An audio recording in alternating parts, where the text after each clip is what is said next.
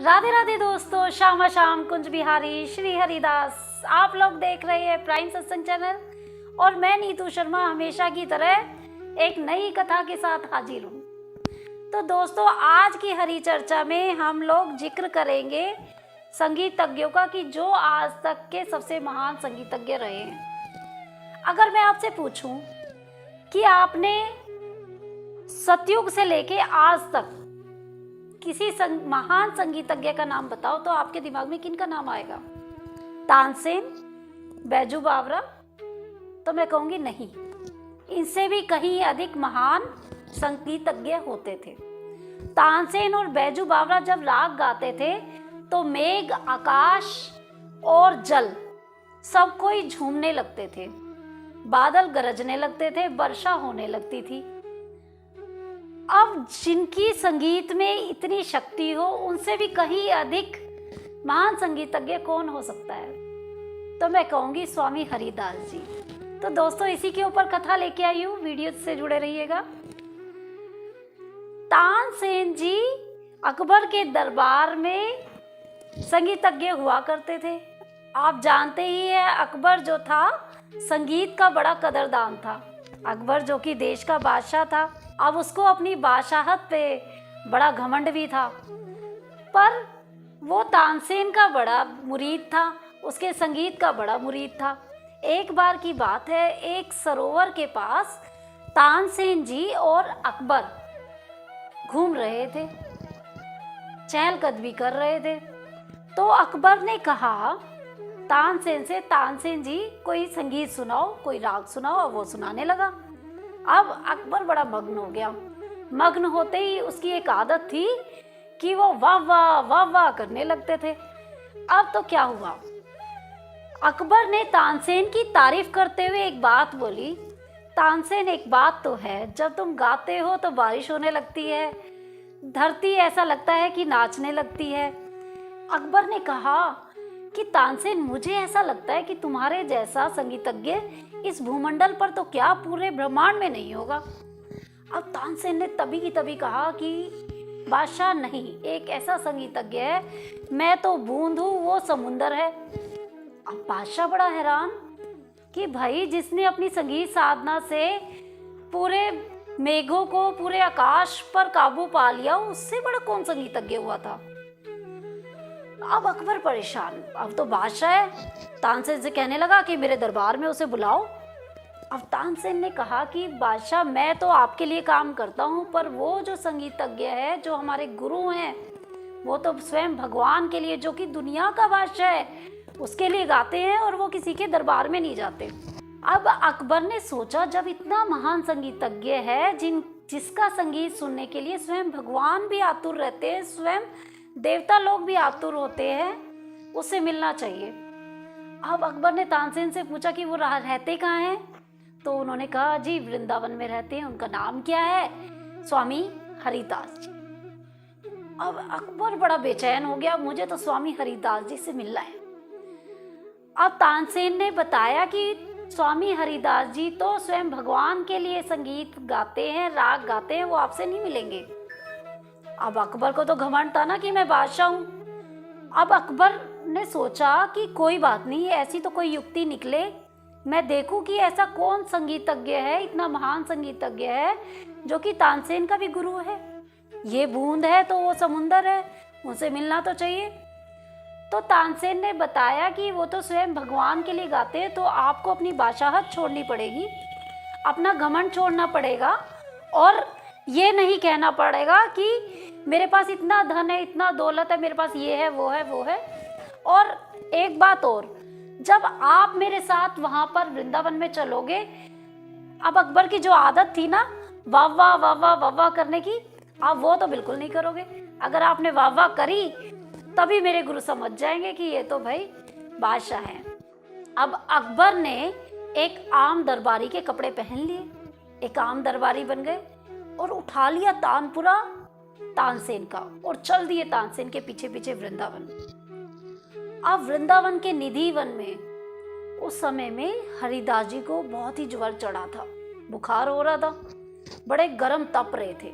एक चद्दर उन्होंने ओढ़ी हुई थी और लेटे हुए थे। तानसेन और अकबर पहुंच गए। अकबर ने तानपुरा लिया हुआ है और एक आम व्यक्ति की तरह, एक साधारण व्यक्ति की तरह बने हुए हैं। अब तो जी तानसेन पहुंच गया हरिदास जी के पास। हरिदास जी ने कहा, और बेटा तनु कैसे आए? कि जी आपसे मिलने आया हूँ। अच्छा चलो कोई बात हुई। फिर कहने लगे चलो कोई राग सुनाओ। अब तानसेन सुनना तो हरिदास जी का राग चाहता था। अब चेला गुरु से सीधा सीधा तो कह नहीं सकता कि आप राग सुनाओ, क्योंकि अकबर को राग सुनवाना था। अब उनको बुखार भी था, तो कोई राग की बात हुई। तानसेन ने कोई राग छेड़ा। अब तानसेन ने राग तो गाया, पर जानबूझ के बीच में थोड़ा गलत गा दिया। क्यों गाया? ताकि हरिदास जी उसको ठीक करने के लिए स्वयं गाएं और अकबर को उनके गान का, उनके राग का पता लग पाए। अब जैसे ही तानसेन ने राग गलत गाया, अब हरिदास जी से रहा नहीं गया। उन्होंने जो अपने ऊपर चद्दर ओढ़ी थी वो उठा के साइड वाले पेड़ पे टांग दी। जैसे ही वो चद्दर पेड़ पे टांगी, ज्वर के गर्म होने के कारण पेड़ पूरा झरझराने लगा। पेड़ ने वो उसकी गर्माहट ले ली और हरिदास जी का बुखार उतर गया। हरिदास जी ने जैसे ही राग छेड़ा, झमाझम बारिश होने लगी। ऐसे लगने लगा कि पूरा आकाशमंडल, पूरा भूमंडल नाचने लगा है और देवता लोग खुद ही प्रकट हो गए। ऐसा लग रहा है देवता फूलों की वर्षा कर रहे हैं। ऐसा हसीन वहां पर वातावरण, ऐसा खुशनुमा वातावरण वहां पे बन गया। खुद पक्षी वहां पर गा रहे हैं, नाच रहे हैं, कि अकबर की आंखों में तो आंसू आ गए, तानसेन की आंखों में आंसू आ गए। और अकबर से तो भूल गया कि मैं तो बादशाह हूं और मैं यहाँ रूप बदल के आया हूं। वो तो सब भूल गया सुध बुध अपनी, और शुरू हो गया वाह वाह वाह वाह वाह वाह। अब हरिदास जी को पता लग गया कि भाई आज तो बादशाह आ गया है आम इंसान की भेष में। और हरिदास जी बड़ा गुस्सा हुए कि बेटा तानसेन, आज तो तू यहाँ पर बादशाह को ले आया है और तूने मेरा जो राग है, जो मैंने आज तक किसी को नहीं सुनाया, केवल और केवल अपने बिहारी जी को सुनाया है, और इस बादशाह ने आज मेरा जो है गान सुन लिया है। तानसेन ने पकड़ लिए हरिदास जी के पैर और माफ़ी मांगी। अकबर ने भी माफ़ी मांगी। चलो वो तो कहते हैं ना कि संत को जब गुस्सा भी आता है, एक केवल दिखावे का आता है और थोड़ी देर में शांत हो जाता है, थोड़ी देर में भक्त शांत हो जाता है संत। और हरिदास जी शांत हो गए। अकबर ने पैर पकड़े और अकबर ने फिर शुरू अपनी, तो उस पहली बात पे ही आ गया और हरिदास जी से पूछा कोई सेवा बताओ। हरिदास जी ने कहा कि तू बादशाह होगा देश का, तू हमारी क्या सेवा करेगा, जो कि पूरे संसार का मालिक जो है, जहाँ का मालिक यहाँ पर बैठा है। तो फिर भी अकबर नहीं माना, नहीं मैं तो सेवा करके मानूंगा। तो हरिदास जी ने कहा कि अपने जो वहाँ पे संत हुआ होते थे, जो उनके सेवा में हाजिर रहते थे, तो उनसे कहा कि जाओ विहार घाट पे बादशाह को ले जाओ, वहाँ पर एक सीढ़ी का कोना टूटा हुआ है, वो ठीक करवाना है। अब बादशाह को बुरा भी लगा कि मैं इतना देश का बड़ा बादशाह हूँ और मुझे एक केवल सीढ़ी का छोटा सा कोना ठीक कराने की सेवा दी है स्वामी जी ने। अकबर को अंदर ही अंदर गुस्सा भी आ रहा था, पर फिर भी वो उस विहार घाट की तरफ गए उन संत के साथ और देखने लगे कि ऐसी क्या चीज़ है और मुझे यहाँ पर स्वामी जी ने भेजा है। और स्वामी जी ने कहीं ना कहीं बादशाह की बादशाहत को भी तो तोड़ना था, उसके घमंड को भी तोड़ना था। अब जब बादशाह पहुंचा उस विहार घाट पर जमुना जी के किनारे, तो विहार घाट की जैसे ही अकबर ने देखा, वहाँ पर सीढ़ियों पर ना जाने इतना साफ जल और ऐसे अशर्फियाँ, ऐसे सोना चांदी और ऐसी मोहरें लगी हुई हैं बेशकीमती। अकबर का तो जैसे ही बादशाहत मानो पानी पानी हो गई। अकबर तो अपने आप में सोचने लगा कि मैं तो फकीर हूँ, मेरे पास दुनिया की दौलत है, पर वो दुनिया भर की दौलत किस काम की जहाँ पर ऐसे ऐसे रत्न ना हो। मेरे पास तो जो ये सीढ़ी का छोटा सा कोना टूटा हुआ है, वहाँ पर जो रत्न उससे मिलान करते हैं, वो रत्न मेरे पास तो है ही नहीं। वो अशर्फियाँ, वो जो बहुमूल्य वहाँ पर रत्न लगे हुए मेरे पास तो बिल्कुल नहीं है। आज दुनिया का बादशाह अकबर अपने आप में एक फकीर के समान अपने आप को मान रहा है। वहाँ पर स्वामी जी ने अकबर के घमंड को चूर चूर कर दिया। अकबर जमीन में लौटता हुआ आया हरिदास जी के पास और उनके पैर पकड़ लिए कि मैं बादशाह नहीं हूँ, मैं तो दुनिया का फकीर हूँ और आज आप मुझे माफ़ कर दीजिए कि मैं वृंदावन की एक छोटी सी सीढ़ी का एक छोटा सा कोना भी नहीं बनवा सकता। मेरे पास ऐसा कोई रत्न नहीं है जो कि वृंदावन की सीढ़ी के कोने में भी मैं लगा सकूं। अब हरिदास जी के पास अकबर नतमस्तक होके आया है और उसे अपनी गलती का एहसास है। हरिदास जी ने कहा, बेटा पर मैं फिर भी तुझे एक बात बोलूँगा, अब वृंदावन दोबारा कभी मत आना, क्योंकि यहाँ पर घमंड से आने वाले इंसान के लिए कोई जगह नहीं है।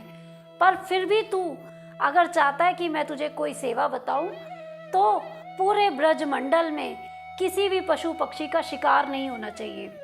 अकबर का शासनकाल जितने भी साल चला, वहाँ पर अकबर ने पूरे ब्रजमंडल में कोई पशु पक्षी का शिकार नहीं होने दिया।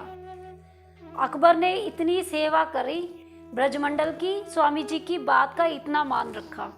तो दोस्तों, ये लीला थी जो जहाँ भक्त ने एक बादशाह के घमंड को चूर चूर किया, जो कि मैं आपके लिए लेके आई हूँ। तो दोस्तों, ऐसे ही सत्य कथाओं से जुड़े रहने के लिए, सनातन धर्म से जुड़ी सभी नियमों और कथाओं से जुड़े रहने के लिए मेरे चैनल को ज़्यादा से ज़्यादा सब्सक्राइब करिए और मेरे वीडियो को ज़्यादा ज़्यादा शेयर करिए, ताकि और भी लोग ऐसी कथाओं का आनंद उठा सके और हमारे साथ जुड़े रहिए।